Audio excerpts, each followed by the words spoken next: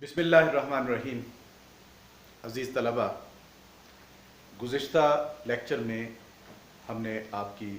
दरसी किताब के सबक कतबा का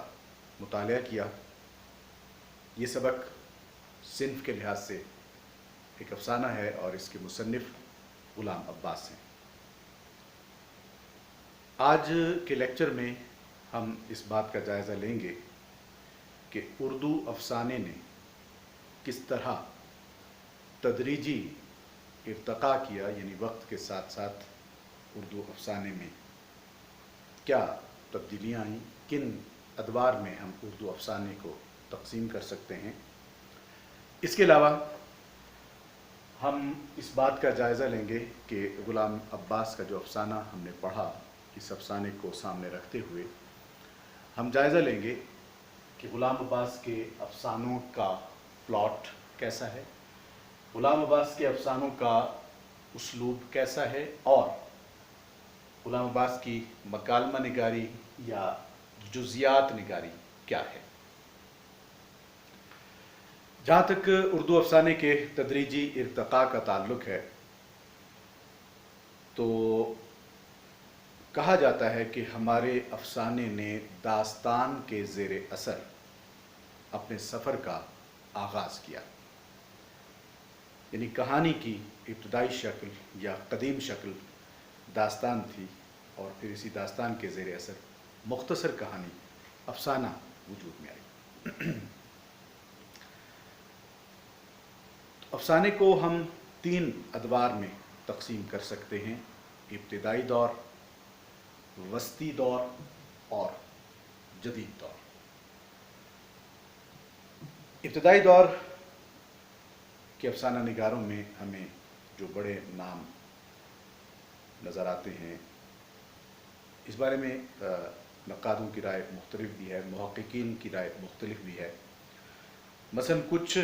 नक़ादों और मुहक़्क़िक़ीन का कहना है कि उर्दू के पहले अफ़साना निगार राशिदुल खैरी हैं। कुछ की राय में सज्जाद हैदर यल्दरम पहले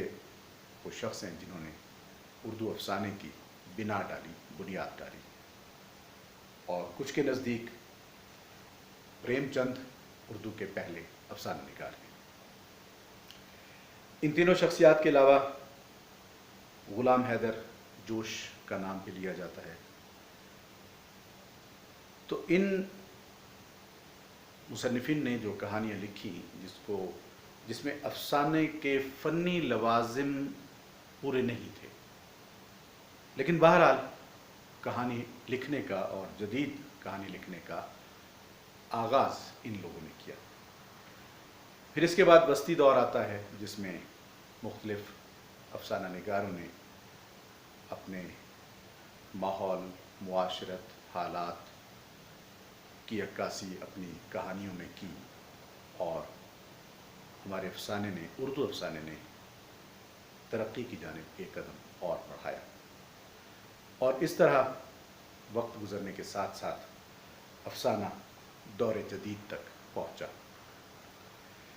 जदीद दौर में हमारी समाजी ज़िंदगी में बहुत सी तब्दीलियाँ रूनुमा हो चुकी थीं और उर्दू अफ़साना निगारों ने इन तब्दीलियों के साथ जो नया मुआशरा वजूद में आया था या मुआशरे में जो ज़हनी, मुआशरती, नफ्सियाती, समाजी मसाइल नज़र आए,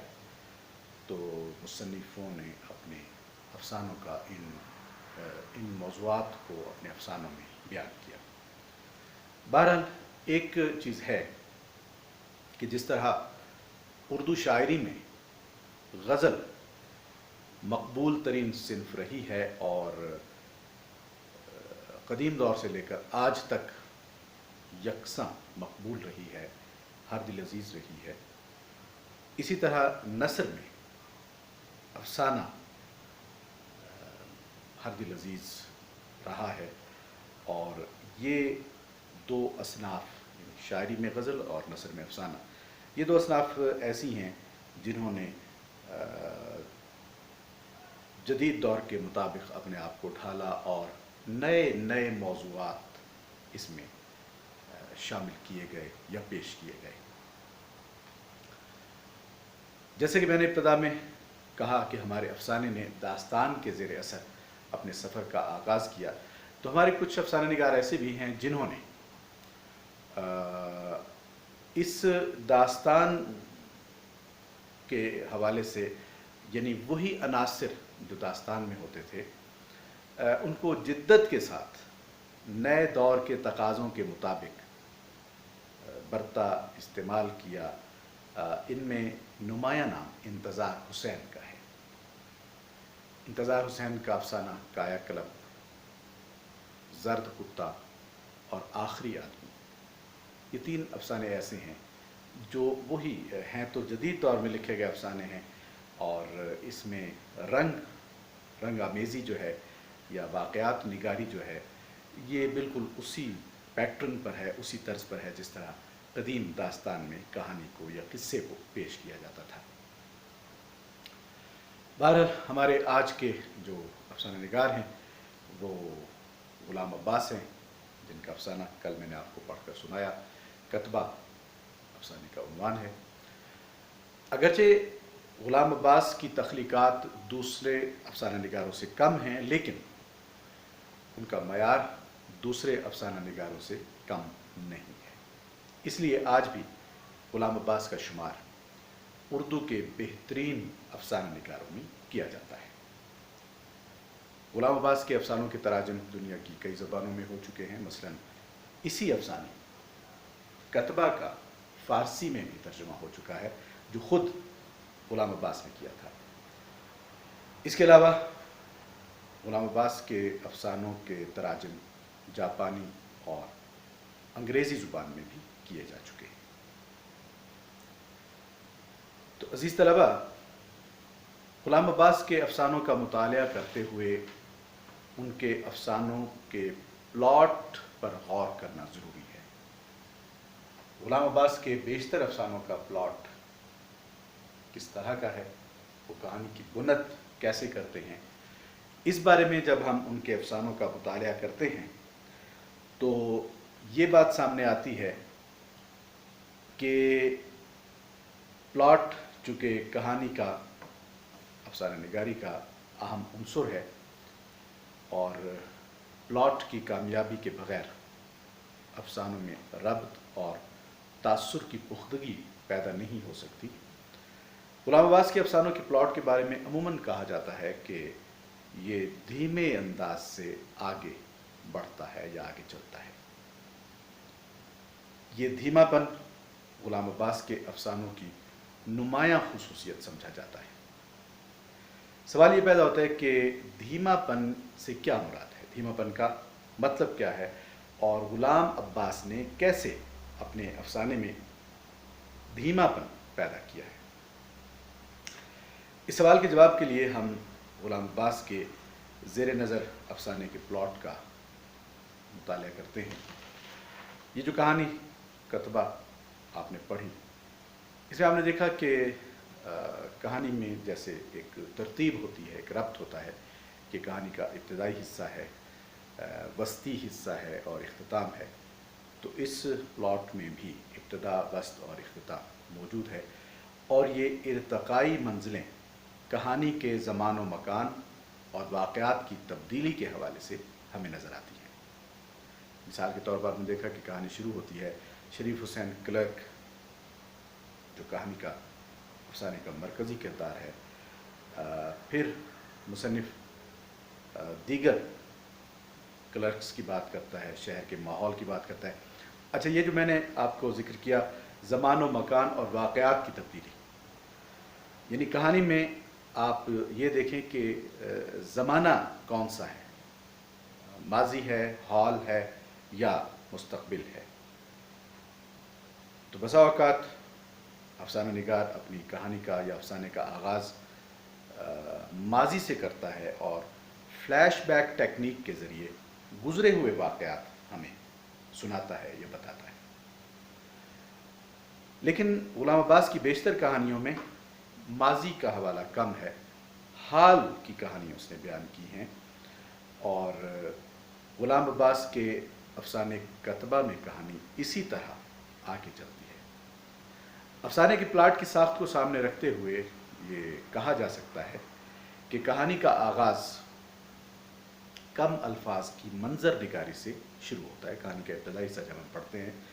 تو مختصر سی منظر نگاری ہے۔ پھر مرکزی کردار شریف حسین کا تعارف بھی مختصر مگر جامع انداز میں ہوتا ہے۔ آگے چل کر ملازمین کی جزیات نگاری سے کہانی میں حقیقت نگاری کا انداز پیدا ہوتا ہے، اور کہانی کا وسط یعنی درمیانی حصہ، اس میں شریف حسین کی بے بسی کو کتبہ کے حوالے سے بیان کیا گیا ہے، جو کہانی کا بیشتر حصہ ہے، زیادہ تر حصہ ہے۔ یعنی آپ نے دیکھا کہ شریف حسین کلرک ایک کباڑیے سے سنگ مرمر کا پتھر خریدتا ہے، اور اس کی خواہش ہے کہ اپنا وہ گھر خریدے یا بنائے، اور اس گھر کے گیٹ پر یا دروازے پر اپنا نام کندہ کرا کے لگائے۔ اس خیال کو عملی جامہ پہنانے کے لیے شریف حسین مستقبل میں چلا جاتا ہے۔ مختلف تصورات کے ذریعے وہ یہ سوچتا ہے کہ کس طرح میرا ایک گھر ہوگا، اس کے دروازے پر یہ سنگ مرمر کی تختی لگی ہوگی جس پہ میرا نام ہوگا۔ تو یہ حصہ جو ہے کہانی کا، اس میں ہمیں شریف حسین کلرک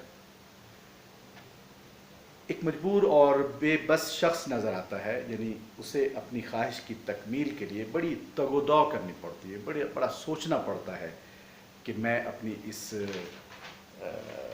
خواہش کو کیسے پورا کر سکوں گا۔ پھر اس درمیانی حصے سے کہانی اپنے اختتام کی جانب بڑھتی ہے۔ زمان کی تبدیلی شریف حسین کے گھریلو صورتحال یا کتبہ کے حوالے سے ہوتی ہے۔ زمان کی تبدیلی سے میری مراد وقت کی تبدیلی ہے کہ اب شریف حسین بڑھاپے کی طرف جا رہا ہے، اس کے بچے جوان ہو گئے ہیں، اور گھریلو صورتحال یا کتبہ کے حوالے سے یوں اس حصے میں لکھا گیا ہے کہ شریف حسین کے سر کے بال نصف سے زیادہ سفید ہو چکے ہیں، اور پیٹھ اور گدی کے نیچے ذرا سا خم آ گیا ہے۔ انسان جب بڑھاپے کی طرف جاتا ہے تو اس کی گردن اور پیٹھ جھک جاتی ہے، یہ بڑھاپے کی علامات میں سے ایک ہے۔ اور بڑے ایک اشاراتی انداز میں کنایتاً اس کا ذکر ابتدا میں غلام عباس بڑی مہارت کے ساتھ کر آیا ہے، جب وہ مختلف کلرکوں کے بارے میں ہمیں بتا رہا ہوتا ہے کہ اس میں کس قسم کے لوگ ہیں، ٹائپسٹ ہیں، ڈسپیچر ہیں، اور دفتر میں کام کرنے والے دیگر اہلکار ہیں، اور ان میں سے کچھ ایسے ہیں جن کی گردن جھکی ہوئی ہے اور پیٹھ بھی جھکی ہوئی ہے، یعنی وہ بڑھاپے کی سٹیج کو پہنچ چکے ہیں۔ تو گویا اشاراتی انداز میں مصنف ہمیں وہاں یہ بتانا چاہ رہا ہے کہ ایک وقت آئے گا کہ شریف حسین بھی انہی سرکاری اہلکاروں کی طرح بوڑھا ہو جائے گا، اور اب وہ وقت آ چکا ہے کہ اس کے سر کے بال بھی آدھے سے زیادہ سفید ہو چکے ہیں، کمر بھی خم آ گیا ہے، کمر میں بھی اس کے بڑے بچے جو ہیں وہ بڑے ہو چکے ہیں، اور اس کے بیٹوں کے روزگار کے سبب گھر میں کسی حد تک خوشحالی آ گئی ہے۔ پھر کہانی تیز رفتاری کے ساتھ اپنے اختتام کی جانب بڑھتی ہے۔ شریف حسین کا انتقال ہو جاتا ہے، ایک بیماری میں، چند ہی دنوں کی بیماری میں اس کا انتقال ہو جاتا ہے، اور اس کے انتقال کے بعد اس کا بیٹا جب گھر کی صفائی ستھرائی کر رہا ہوتا ہے تو اسے وہ سنگ مرمر کا ٹکڑا ملتا ہے جس پر شریف حسین کا نام لکھا ہوا ہے، اور وہ اس میں تھوڑی سی ترمیم کرا کے یعنی شریف حسین نے سنگ مرمر کا یہ ٹکڑا اس لیے اس پہ اپنا نام لکھوایا تھا کہ اپنے گھر کے دروازے پر لگائے گا، لیکن عجیب بات یہ ہے کہ اسے زندگی میں اس کی مہلت نہیں ملتی، اور جب شریف حسین کا انتقال ہو جاتا ہے تو اس کا بیٹا اسی پتھر پر ترمیم کرا کے کچھ الفاظ اور اپنے والد شریف حسین کی قبر پر نصب کرا دیتا ہے۔ تو یہ کہانی کا سارا جو پلاٹ ہے، آپ نے دیکھا کہ ابتدا میں منظر نگاری ہے، کرداروں کا تعارف ہے، جزیات نگاری ہے، بڑی سست روی کے ساتھ پلاٹ آگے بڑھتا ہے۔ یہ دھیما پن ہے جو غلام عباس کے افسانوں کی خصوصیت ہے۔ پھر درمیانی کے وسطی جو درمیانی حصہ ہے کہانی کا، وسطی حصہ، اس میں بھی اسی دھیمے پن سے کہانی آگے بڑھتی ہے، اور کہانی کا زیادہ تر حصہ اسی بات پر مشتمل ہے کہ کس طرح شریف حسین تگ و دو کرتا ہے، اور جب کہانی اپنے انجام کی جانب جاتی ہے تو بڑی تیزی کے ساتھ اس کا اختتام یا انجام ہوتا ہے، اور یہ بھی افسانے کی خصوصیت ہے۔ اب ہم اس بات کا جائزہ لیں گے کہ غلام عباس کے افسانوں کا اسلوب کیسا ہے۔ غلام عباس کے اسلوب کے بارے میں کہا جاتا ہے کہ وہ سیدھا سادہ ہوتا ہے اور بیانیہ انداز میں کہانی آگے بڑھتی ہے۔ کہانی کے حوالے سے آپ کو بتاتا چلوں کہ افسانے کی کہانی مختلف انداز میں پیش کی جاتی ہے۔ بسا اوقات اس کا ایک انداز تو یہ ہوتا ہے کہ واحد متکلم کہانی بیان کرتا ہے، یا دوسری صورت میں بیانیہ انداز میں کہانی پیش کی جاتی ہے، یعنی کوئی شخص کہانی کو بیان کر رہا ہے، ہمیں سنا رہا ہے کہانی۔ تو غلام عباس کی بیشتر کہانیاں جو ہیں وہ بیانیہ انداز میں آگے چلتی ہیں۔ انہوں نے شروع سے ہی سادہ اور سلیس اسلوب اختیار کیا، اور نقاد اس کی وجہ یہ بتاتے ہیں کہ غلام عباس نے چونکہ اپنی ابتدائی تحریروں میں بچوں کے لیے تحریریں لکھنا شروع کیا تھا، پھول بچوں کا ایک رسالہ نکلتا تھا جس کے وہ ایڈیٹر بھی رہے، بچوں کے لیے بہت سی کہانیاں لکھی، تو سادہ اور سلیس انداز میں لکھی، تو یہی انداز جو ہے بعد میں ہمیں ان کے افسانوں میں بھی نظر آتا ہے۔ اب ہم اس بات کا جائزہ لیں گے کہ غلام عباس کی مکالمہ نگاری کیسی ہے۔ مکالمہ افسانے کی جان ہوتا ہے، اور مکالمہ نگاری کے لیے بنیادی عنصر یہ ہے کہ مکالمہ کردار کی حیثیت کے مطابق ہو، یعنی ہر کردار اپنے معاشرے، طبقے اور حیثیت سے گہرا تعلق رکھتا ہو، اس کے مکالمے میں اپنے پورے پس منظر کی نمائندگی یا عکاسی نظر آتی ہو۔ غلام عباس کی مکالمہ نگاری میں یہی خصوصیت نظر آتی ہے، لیکن غلام عباس کا زیر مطالعہ جو افسانہ ہے کتبہ، جو ہم نے پڑھا، اس میں مکالمہ بہت کم نظر آتا ہے، یعنی مرکزی کردار کا مکالمہ اتنا کم ہے کہ پورے افسانے میں صرف 3 سطروں کا مکالمہ آیا ہے، جہاں آپ کو یاد ہوگا کہ شریف حسین کباڑیے سے سنگ مرمر کے ٹکڑے کی قیمت دریافت کرتا ہے۔ یہ مکالمہ شریف حسین اور کباڑیے کے درمیان ہے، باقی سارا افسانہ مصنف کا بیانیہ انداز ہے۔ تو چند اس کے افسانے ایسے ہیں جن میں مکالمہ کم ہے، جیسے اس افسانے میں، لیکن باقی افسانوں میں مکالمہ ہے اور بڑا جاندار مکالمہ ہے۔ اس کے علاوہ اب ہم بات کریں گے جزیات نگاری کی، کہ غلام عباس نے کس طرح جزیات نگاری سے کام لیا ہے۔ جزیات نگاری کیا ہوتی ہے اس کے بارے میں آپ کو بتاتا چلوں۔ جز چھوٹے سے حصے کو کہتے ہیں۔ ناول نگار یا افسانہ نگار جب اپنی کہانی میں اپنے ماحول کی عکاسی کرتے ہوئے یا ماحول کی منظر نگاری کرتے ہوئے یا کسی کردار کا تعارف کراتے ہوئے جو چھوٹی چھوٹی چیزیں، جو چھوٹے چھوٹے اجزاء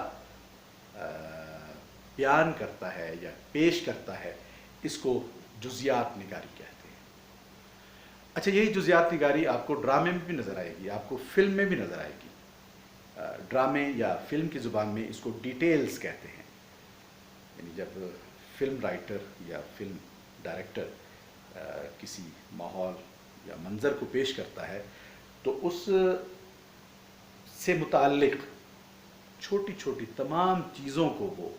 پیش کرتا ہے، تو اس کو ڈرامے کی زبان میں ڈیٹیلز کہتے ہیں. جزیات نگاری بھی اسی کو کہتے ہیں. جب یہ چیز ناول اور افسانے میں ہمیں ملے تو اس کو ہم جزیات نگاری کہیں گے. اور غلام عباس کے افسانوں کی ایک خوبی، ایک خصوصیت یہ ہے کہ غلام عباس نے اپنے افسانوں میں بڑی خوبصورت جزیات نگاری کی ہے. اچھا، یہ جزیات نگاری ناول میں تو بہت ہی زیادہ ہمیں نظر آتی ہے، لیکن ایک بات بتا دوں کہ افسانہ چونکہ مختصر کہانی ہے، افسانے کا تاثر چونکہ بہت ہی مختصر ہوتا ہے، کم دورانیے کی کہانی ہے، جزیات نگاری سے افسانہ بھاری بھرکم ہو جاتا ہے، یا پڑھنے والے کے لیے ایک یہ جو جزیات نگاری اگر زیادہ ہو تو پڑھنے والے کو گراں محسوس ہوتی ہے. لیکن غلام عباس کی خوبی یہ ہے کہ اس نے اپنے افسانوں میں جزیات نگاری اس طرح سے کی ہے کہ وہ ایک تصویر کھینچ کر رکھ دیتے ہیں چھوٹی چھوٹی چیزوں کو، اور مرکزی کردار کے ساتھ ساتھ ضمنی کرداروں کی بھی اتنی ڈیٹیل بیان کرتے ہیں کہ پڑھنے والا اس کو بوجھ محسوس کرنے کی بجائے اس میں انوالو ہو جاتا ہے، وہ بالکل گم اور مگن ہو جاتا ہے کہانی میں. یہ غلام عباس کی بڑی کامیابی ہے کہ اس کی جزیات نگاری جو ہے وہ پڑھنے والے کے لیے بوجھ نہیں بنتی، پڑھنے والا اس سے بیزاری کا اظہار نہیں کرتا، یا پڑھنے والے کو اس سے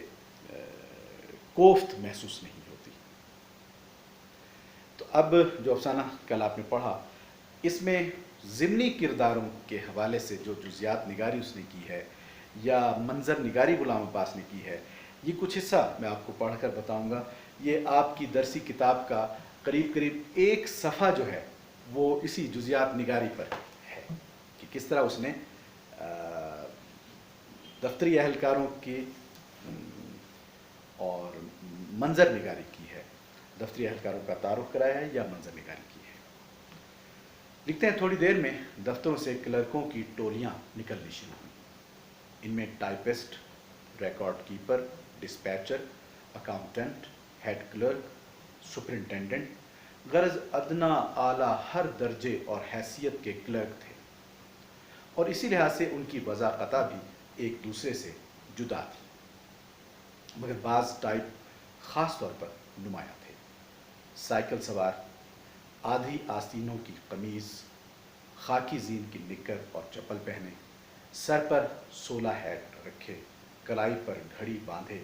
رنگدار چشمہ لگائے، بڑی بڑی توندوں والے بابو، چھاتا کھولے، منہ میں بیڑی، بغلوں میں فائلوں کے گٹھے دبائے. ان فائلوں کو وہ قریب قریب ہر روز اس امید کے ساتھ لے کر جاتے کہ جو گتھیاں وہ دفتر کے غل غباڑے میں نہیں سلجھا سکے، ممکن ہے گھر کی یکسوئی میں ان کا حل سوچا جائے. مگر گھر پہنچتے ہی وہ گرہستی کے کاموں میں ایسے الجھ جاتے کہ انہیں دیکھنے تک کا موقع نہ ملتا، اور اگلے روز انہیں یہ مفت کا بوجھ جوں کا توں واپس لانا پڑتا.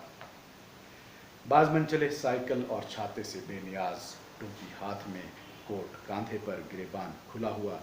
جسے بٹن ٹوٹ جانے پر انہوں نے سیفٹی پن سے بند کرنے کی کوشش کی تھی، اور جس کے نیچے چھاتی کے گھنے بال پسینے میں تر بتر نظر آ رہے تھے. نئے رنگ روٹ، سستے سلے سلائے ڈھیلے ڈھالے بدقطع سوٹ پہنے، اس گرمی میں واسکٹ اور نیکٹائی کالر تک سے لیس، کوٹ کی بالائی جیب میں 2 3 فونٹین پین اور پینسلیں لگائے خرامہ خرامہ چلے آ رہے ہیں. ان کلرکوں میں ہر عمر کے لوگ تھے، ایسے کم عمر بھولے بھالے ناتجربہ کار بھی جن کی ابھی مسیں پوری طرح نہیں بھیگی تھی. مسیں بھیگنا یہ جوانی کی علامت ہے. جب کوئی لڑکا جوان ہونے لگتا ہے تو ہلکے سے مونچھوں کے جب بال اس کے آتے ہیں تو اس کو مسیں بھیگنا کہتے ہیں. تو اب دیکھیں اس نے اس حد تک جزیات نگاری کی ہے کہ ایک نوجوان جو نیا نیا کلرک بنا ہے اس کا تعارف کراتے ہوئے وہ بتا رہا ہے. اور جنہیں ابھی اسکول سے نکلے 3 مہینے بھی نہیں ہوئے تھے، عمر رسیدہ جہاں دیدہ گھاگ بھی جن کی ناک پر سال ہا سال اینک کے استعمال کے باعث گہرا نشان پڑ گیا تھا، اور جنہیں اس سڑک کے اتار چڑھاؤ دیکھتے دیکھتے 25 30 برس گزر چکے تھے، بیشتر کارکنوں کی پیٹھ میں گدی سے ذرا نیچے خم آ گیا تھا، اور کند استنوں سے متواتر داڑھی مونتے رہنے کے باعث ان کے گالوں اور ٹھوڑی پر بالوں کی جڑیں پھوٹ نکلی تھیں، جنہیں بے شمار ننھی ننھی پھنسیوں کی شکل اختیار کر لی تھی۔ پیدل چلنے والوں میں بہترے لوگ بخوبی جانتے تھے کہ دفتر سے ان کے گھر کو جتنے راستے جاتے ہیں ان کا فاصلہ کئی ہزار قدم ہے، یعنی کتنے ہزار قدم ہے۔ ہر شخص افسروں کے چڑچڑے پر یا ماتحتوں کی نالائقی پر نالاں تھا۔ تو اب آپ افسانے کے اس حصے میں دیکھیے کہ مصنف نے کس طرح جزیات نگاری سے کام لیتے ہوئے منظر کشی کی ہے، ضمنی کرداروں کا تعارف کرایا ہے، اور یہ بات آپ کو بتا دوں کہ اس طرح کی جزیات نگاری کے لیے یہ ضروری ہوتا ہے کہ مصنف کا مشاہدہ کتنا عمیق اور گہرا ہے، چونکہ غلام عباس کا مشاہدہ کمال کا ہے۔ وہ راہ چلتے ہوئے جو چیزیں دیکھتا ہے بازار میں، یعنی اس کے ایک اور افسانے کی میں آپ کو مثال دوں گا، اس کا ایک افسانہ ہے بہروپیہ۔ بہروپیہ میں غلام عباس نے ایک بازار کی منظر کشی کی ہے، تو بالکل تصویر کھینچ کے رکھ دی ہے کہ بازار میں کس طرح مختلف چیزیں بیچنے والے آوازیں لگا رہے ہیں، کس طرح انہوں نے اپنے سٹال یا ٹھیلے، یا چھاپڑی والا ہے اس نے اپنی چھاپڑی کو سجایا ہوا ہے، کوئی سرما بیچ رہا ہے، کوئی ہزارمند بیچ رہا ہے، کوئی کچھ بیچ رہا ہے۔ اتنی خوبصورت منظر نگاری اور اتنی خوبصورت جزیات نگاری افسانے میں بہت کم ملے گی آپ کو، اور یہ غلام عباس کے یہاں ملے گی۔ پھر اسی طرح غلام عباس کا ایک اور افسانہ بڑا مشہور افسانہ ہے، جس کو ڈرامائی تشکیل کر کے ٹیلی ویژن پہ بھی پیش کیا جا چکا ہے، اوور کوٹ میں بھی اسی طرح ایک نوجوان کا قصہ بیانیہ انداز میں غلام عباس پیش کرتا ہے، اور وہ نوجوان لاہور کی سڑکوں پر مٹر گشت کر رہا ہے، مال روڈ پر جاتا ہے، میکلوڈ روڈ پر جاتا ہے، کس طرح کی وہ حرکات کرتا ہے، اور وہاں مارکیٹ میں جو دکانیں، کبھی وہ قالینوں کی دکان میں چلا جاتا ہے، کبھی وہ میوزک کی دکان میں چلا جاتا ہے، کبھی وہ کسی ریسٹورانٹ سے گزرتا ہے تو وہاں بیٹھے ہوئے لوگوں کو آبزرو کرتا ہے۔ تو یہ جزیات نگاری غلام عباس کی بہت بڑی خوبی ہے، جو اس کے افسانوں کو جاندار بناتی ہے، جس میں یعنی اپنے معاشرے اور ماحول کی عکاسی بڑے خوبصورت انداز میں اس نے کی ہے، اور پڑھنے والا ان کرداروں میں ایسا کھو جاتا ہے، محو ہو جاتا ہے کہ اسے یہ ڈیٹیلز، یہ جزیات نگاری کوئی ناگوار محسوس نہیں ہوتی۔ تو اس طرح آج ہم نے اس افسانے کا تنقیدی اور تحسینی جائزہ لے لیا۔ کل کی نشست میں انشاءاللہ ہم اگلا سبق پڑھیں۔